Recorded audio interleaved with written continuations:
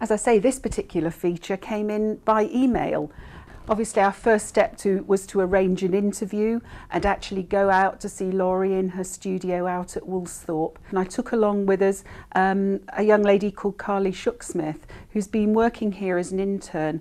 Carly is an architecture graduate who would really like to work within publishing and within the historic house setting. So I thought this was a perfect opportunity to take Carly out as well to see how we put features together. And you've just been appointed the new artist in residence for Belvoir Castle. Could you tell us a little bit about that? Yeah, it just occurred to me back in April that I should I wanted to create a sculpture park or a sculpture trail somewhere. And if you don't have tons of land of your own or tons of money of your own to do that, just go and buy 20 acres somewhere and do it. I just thought I'd better approach people who were landowners and who might have an interest in, I don't know, creating a buzz around their estate or their place. So I called up the National Trust and I called up the Historic Houses Association and ended up calling a bunch of different historic houses in this area. I was interested in coming near Lincoln because I had been offered a place on the MRes course to do a PhD. And so I called up various houses and offered to Belvoir Castle, you know, free consulting on the subject of Sculpture Park, and Her Grace the Duchess of Rutland. Basically, we agreed that being artist in residence was a good way forward on that. Yeah, and Sculpture Parks is something you've done before in Montana, where you previously lived. So I initiated a sculpture trail there by creating one sculpture in one area, which is meant to be the first of many around a whole sort of area. Much bigger than this one, I must say. Here it's going to be a 2-mile loop. Over there it's more like a 200-mile, you know, sort of trail. So here in the UK, I was thinking, my vision is to offer an opportunity to lots of young people, or older people if they're students. I mean, you know, to tell you the truth, there's no sort of discrimination against anybody. It's like anybody who wants to apply can apply, pretty much, to create works made from old stuff and raw stuff, right? So basically a sustainable sculpture trail. And the sculptures don't have to last for more than a year because they can get skipped again at the end, right? Yeah. But each time it's an opportunity for someone to, if they've never made a sculpture outdoors or a large sculpture, to be mentored by somebody who already has done that type of stuff. Yeah. I remember when I first made my first sculpture, I would have wished somebody could have held my hand a little bit, you know, to make it. Yeah. So here there's an opportunity for these people to come here to Belvoir, to Lincolnshire, and to create a big work made from recycled or reclaimed materials, which is sustainable, which is green, which is gets them thinking, instead of making sculptures with materials that are maybe, you know, detrimental to our planet, to make stuff with stuff. Yeah, I suppose it's completely different to doing a bust because these sculptures are going to be outside for the whole year. Completely different. Yeah, it's a totally different kettle of fish. I mean, a bust is a small contained thing. You know, you have it's a small object, even if it's a person's head. It's larger. This was a little beagle, a little beagle's bust, but basically, you know, which I'm still kind of working on. It's not quite finished. It's one of those in progress things. But yeah, no, doing large scale things. Can you imagine, like, if, for example, if you were doing it with bottles, or if you were doing it with disused furniture, or tires that are either not good to begin with, not well properly made, or that have been used and broken.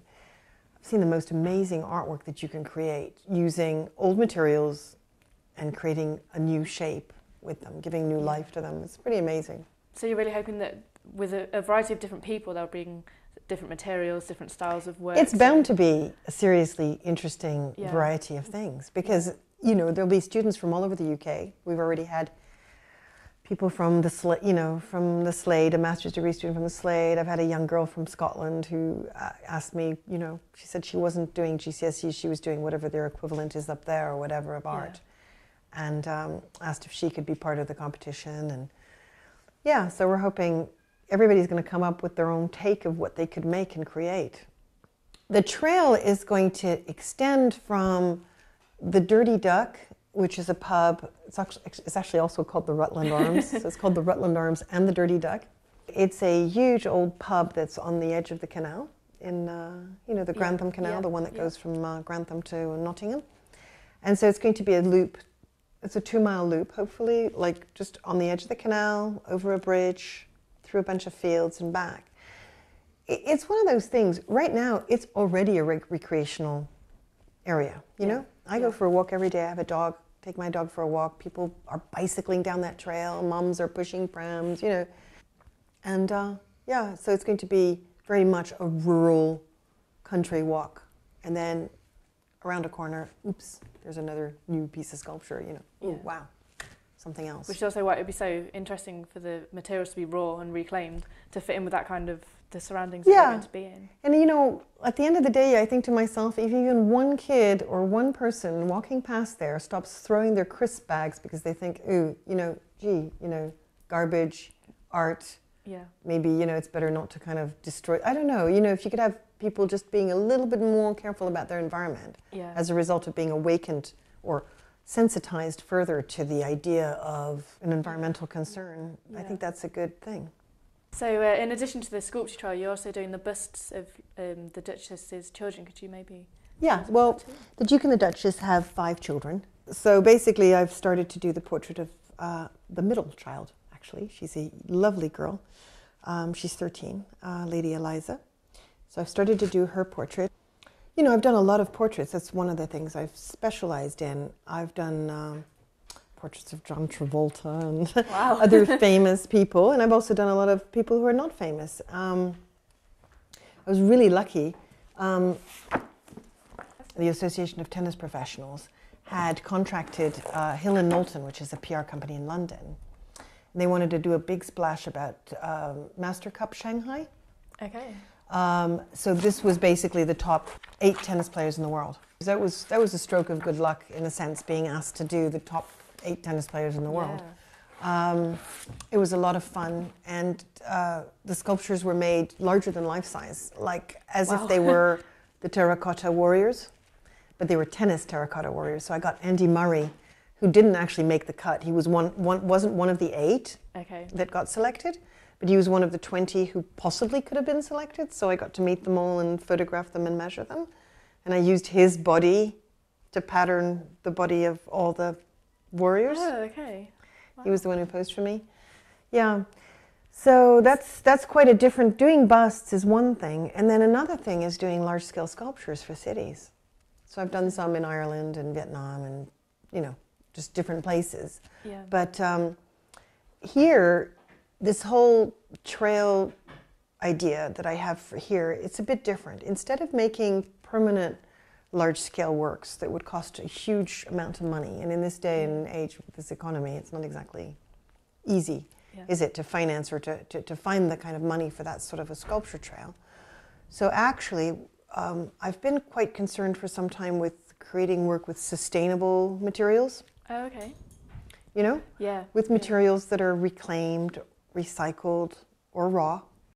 And I'm calling it the 3 R's because even though 3 R's is traditionally reading, writing, and arithmetic, and here we have, you know, reclaimed, recycled, and raw, I still think that either way, it communicates the idea of basics. And I think sometimes the basics in art or the basics in education are, you know, they are really, truly overlooked as being what they are, which is the foundation. Yeah. And I think here, sometimes people are asked to run before they can walk, and I think it's a really good idea to walk with a sculpture outside when you're being helped by somebody who's already done one. It's a bit easier than if you just said, here, Carly, go off and make a sculpture here in bronze, and we'll give you a £30,000 budget. Yeah. Here it's a, you know, very... I had a very interesting morning with Laury, and one of the ideas she had was that she would maybe be able to set up for us that we could go along and meet Her Grace, the Duchess of Rutland, because obviously it's been her inspiration as well to appoint Laury as artist in residence.